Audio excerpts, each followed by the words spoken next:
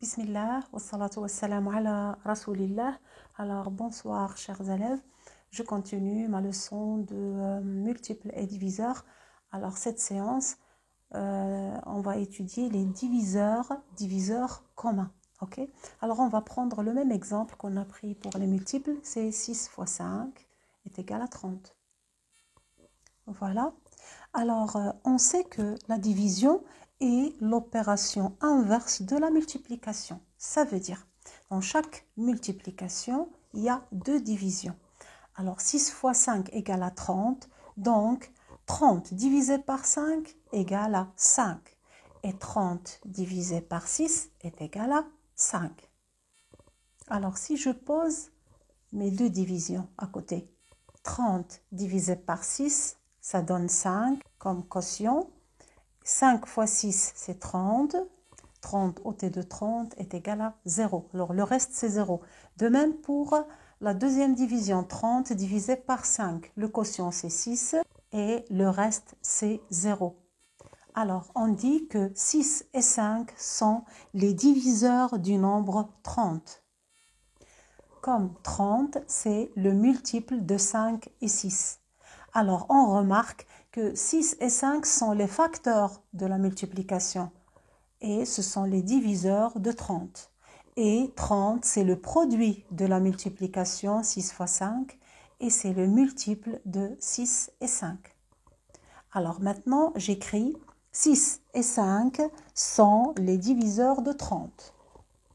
Voilà.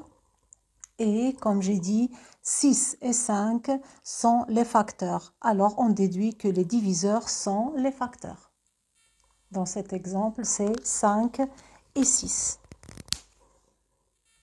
Alors, 30 est divisible par 5 car le produit est 6 et le reste c'est 0.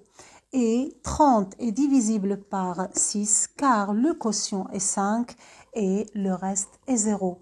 Donc, pour une définition, on dit que les diviseurs sont tous les nombres naturels qui peuvent diviser ce nombre sans qu'il n'y ait de reste à la division. Ça veut dire le reste, il est toujours 0. Alors, j'écris la définition du diviseur. Alors, je lis la définition. Les diviseurs sont tous les nombres entiers naturels qui peuvent diviser ce nombre sans qu'il n'y ait de reste à la division. Et ça veut dire que le reste, il est nul. Ça veut dire c'est 0.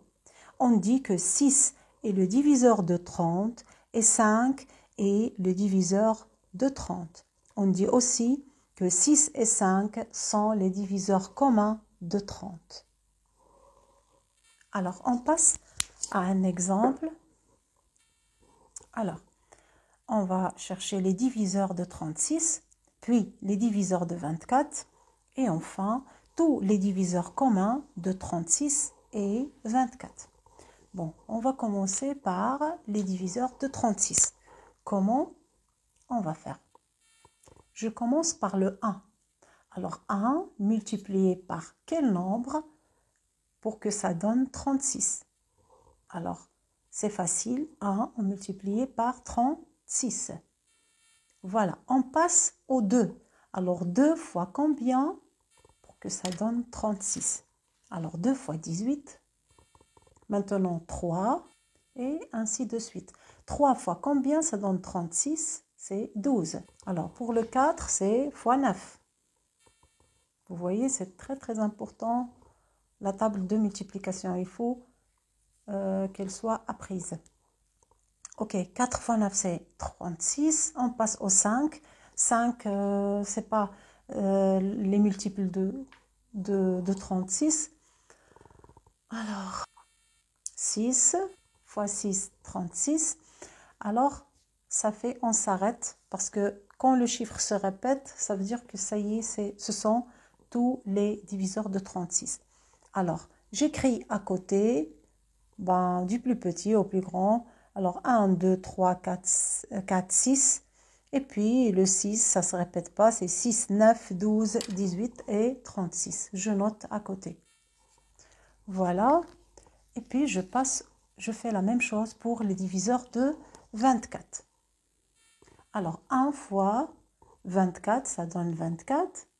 Puis 2 fois 12 égale 24. Puis 3, alors c'est 3 fois 8. Puis 4, alors 4 c'est fois 6.